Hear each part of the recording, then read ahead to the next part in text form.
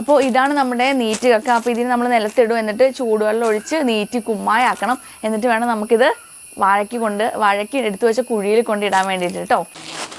ഇപ്പോൾ ഈ നമ്മുടെ കാലാവസ്ഥാ വ്യതിയാനവും പിന്നെ അതുപോലെ തന്നെ ഇപ്പോൾ വെള്ളപ്പൊക്കമൊക്കെ ആയിട്ട് നമ്മുടെ മണ്ണിൻ്റെ അമ്ലത കൂടിയിരിക്കുക, അതായത് അസിഡിറ്റി കൂടി.